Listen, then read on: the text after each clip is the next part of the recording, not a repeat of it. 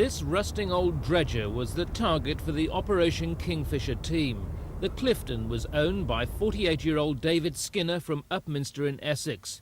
He was in deep financial trouble. One of his companies was in liquidation and another owed thousands of pounds. So he embarked upon what the prosecution described as a drugs odyssey about the Mediterranean. That he should attempt to do so in a boat in such poor condition was one factor that alerted customs, and it was kept under constant surveillance by British and European customs agencies. After leaving Grays in Essex, the Clifton spent 3.5 months crisscrossing the Med before heading back to Britain. On board were 62 bales of Moroccan cannabis loaded from a fishing vessel and concealed deep in the keel of the Clifton inside a special compartment that was welded up and flooded with seawater.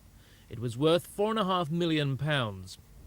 As the Clifton neared Britain, by now crewed by unknowing men who'd been flown out, it came under film surveillance by customs investigators.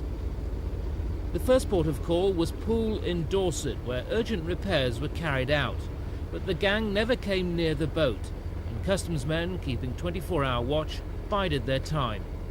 Repairs complete, the Clifton slipped out of Poole and headed for Grays, shadowed by customs boats. When she arrived at Bruce's Wharf at Disused Quay at Grays, the customs team were in luck. The gang were filmed coming and going, and the decision was taken to move in.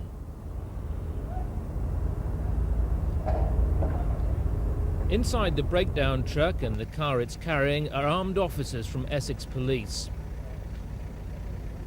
As the custom team move in to help, the men are forced on the ground until it's sure they're unarmed. The customs team then move in to search the Clifton. Officers such as Chris, who wants to remain anonymous, had a difficult job of getting to the drugs.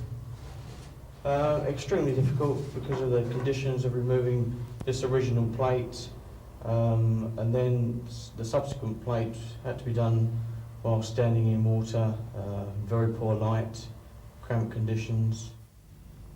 Today the Clifton lies rotting in Tilbury docks. On board, the crew quarters remain untouched since the day of the hurried arrests. During the trial, which lasted 3 months, the judge and jury spent a day on board looking over the boat. Customs officials have described the drugs haul aboard the Clifton as one of the most cunning and sophisticated of its kind. And in keeping with last year's big rise in drug hauls, they've pointed to increased cooperation between European drug agencies as playing a major role in the bust. This is Ken Andrew at Tilbury Docks for Thames News.